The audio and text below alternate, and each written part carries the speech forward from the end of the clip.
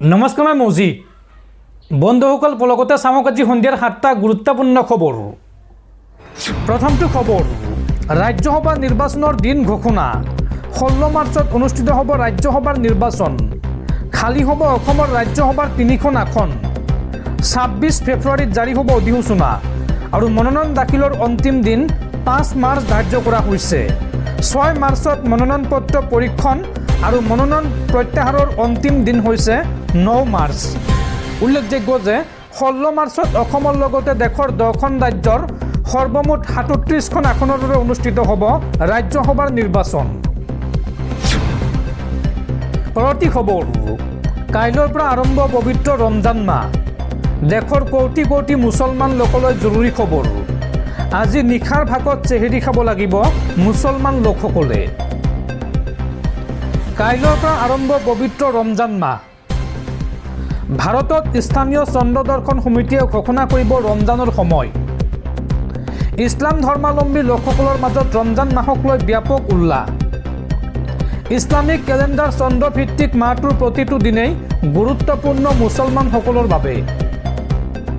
ধৰ্মীয় তাৎপৰ্য বহন কৰা এই মাহটোত ইছলাম ধৰ্মী লোকসকলে আল্লাহক প্ৰতিটো দিনেই স্মৰণ কৰে। চেহেৰিৰে ৰোজা আৰম্ভ কৰি ইফতাৰেৰে সম্পূৰ্ণ কৰে ৰোজাৰ দিন। আৰু প্ৰতিটো দিনে মুছলমানসকলে আল্লাহৰ ওচৰত ধুনীয়া পৃথিৱী কৰাৰ সংকল্প লয়।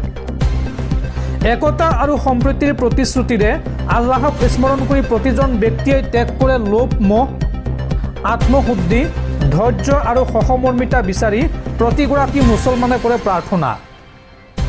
ৰমজান মাহত 30 দিনৰ ৰোজাৰ অন্তত প্ৰতিগৰাকী মুছলমান লোকে পালন কৰিব পবিত্ৰ ঈদ। পৰৱৰ্তী খবৰ, ভূপেন বৰাৰ বিজেপি গমন চূড়ান্ত হোৱাৰ পিছতে সংবাদমেল পাতি এই সন্দৰ্ভত প্ৰথমটো প্ৰতিক্ৰিয়া গৌৰৱ গগৈৰ। গৌৰৱ গগৈয়ে এই সন্দৰ্ভত কয় যে নাৰীৰ অপমানৰ অভিযোগ উঠা ভূপেন বৰা এতিয়া মুখ্যমন্ত্ৰীৰ বাবে হিন্দু নেতা। ভূপেন বৰাই বিজেপিত কি সন্মান পাব সেয়া আমি নাজানো, কিন্তু বহু ৰাজনৈতিক নেতা বিজেপিত যোগদান কৰাৰ পিছত হেৰাই গৈছে। এই মন্তব্য গৌৰৱ গগৈৰ। ভূপেন বৰাৰ বিজেপি গমন চূড়ান্ত হোৱাৰ পিছতে গৌৰৱ গগৈৰ প্ৰথমটো প্ৰতিক্ৰিয়া। গৌৰৱ গগৈয়ে এই সন্দৰ্ভত কয় যে বহু ৰাজনীতিবিদ নোহোৱা হৈ গ'ল বিজেপি দললৈ গৈ। প্ৰাক্তন মুখ্যমন্ত্ৰী সৰ্বানন্দ সোণোৱালে নোহোৱা হৈ গ'ল। ভূপেন বৰাই বিজেপিত কি সন্মান পাব সেয়া আমি নাজানো। মা কামাখ্যা আৰু বটদ্ৰা থানৰ নাম লৈ বিজেপিত নাযাওঁ বুলি কৈছিল ভূপেন বৰাই। তেওঁৰ কথাৰ কিমান যোগ্যতা আছে এতিয়া ৰাইজে বুজি লওক। নাৰীৰ অপমানৰ অভিযোগ উঠা ভূপেন বৰা এতিয়া মুখ্যমন্ত্ৰীৰ বাবে হিন্দু নেতা।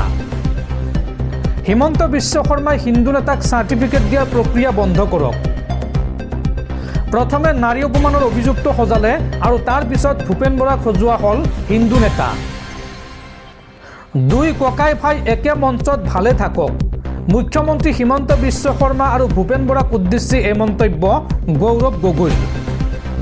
গৌৰৱ গগৈয়ে লগতে কয় যে গৰু চিণ্ডিকেটৰ মানুহক এতিয়া টিকট দিব বিচাৰিছে বিজেপিয়ে। সাহস আছে যদি হিন্দু ধৰ্মক লৈ মোৰ লগত তৰ্ক কৰক মুখ্যমন্ত্ৰীয়ে।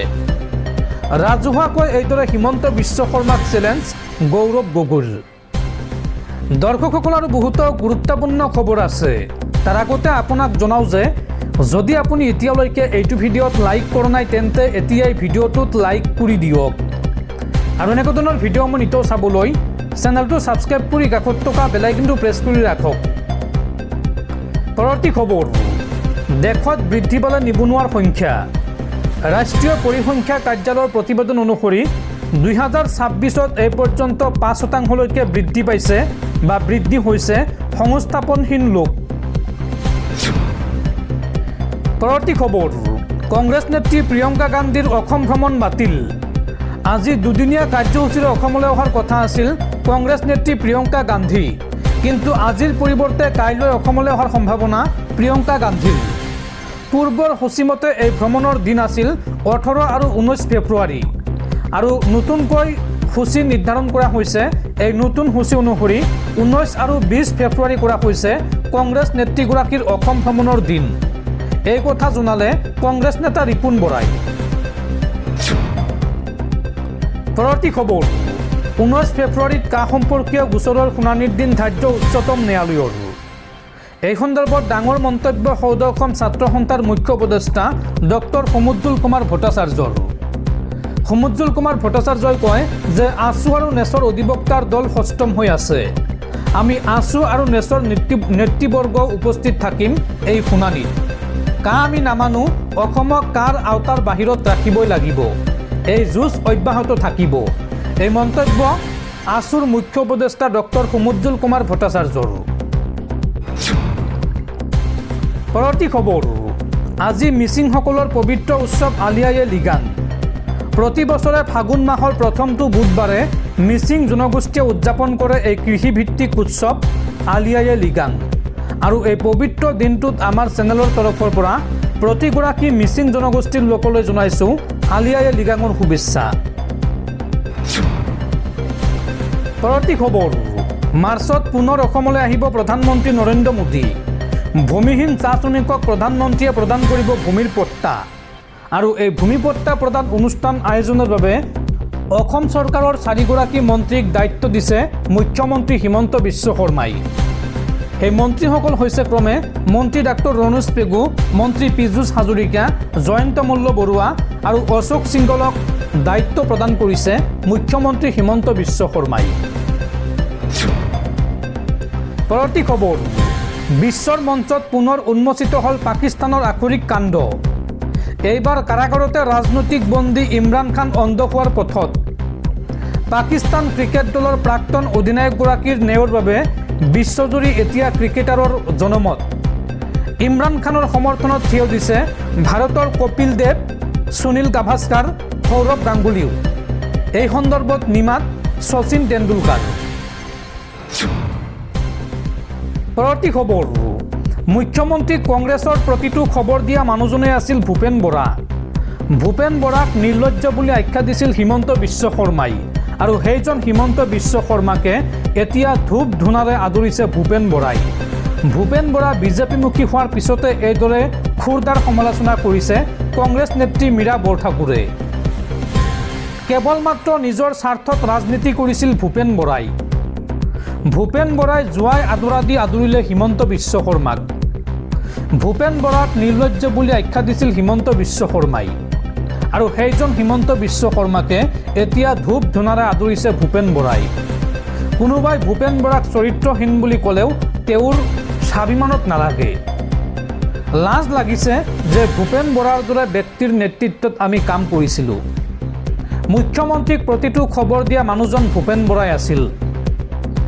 ভূপেন বৰা বিজেপিমুখী হোৱাৰ পিছতে এইদৰে কঠোৰ সমালোচনা কৰিছে কংগ্ৰেছ নেত্ৰী মীৰা বৰঠাকুৰে। পৰৱৰ্তী খবৰ যিসকল নেতা বজাৰত দাম বাঢ়িলে বিক্ৰী হৈ যায় তেওঁলোকে জনসাধাৰণৰ স্বাৰ্থত কেতিয়াও কাম কৰিব নোৱাৰে। ব্যক্তিগত স্বাৰ্থৰ বাবে আদৰ্শ জলাঞ্জলি দিয়া এইসকল নেতাই ৰাইজক প্ৰতাৰণা কৰি আহিছে। ভূপেন বৰাক সমালোচনা কৰি এই মন্তব্য অসম জাতীয় পৰিষদৰ সভাপতি লুৰিণজ্যোতি গগৈৰ। পৰৱৰ্তী খবৰ বিধানসভা নিৰ্বাচনক লৈ ডাঙৰ খবৰ। ৰাজ্যৰ 86টা সমষ্টিত প্ৰাৰ্থিত্ব চূড়ান্ত হৈছে কংগ্ৰেছৰ। এই মাহৰ শেষৰ ফালে আমি প্ৰাৰ্থী তালিকা প্ৰকাশ কৰিব পাৰিম। সংবাদমেল পাতি এই তথ্য সদৰি কৰিলে অসম প্ৰদেশ কংগ্ৰেছৰ সভাপতি গৌৰৱ গগৈয়ে।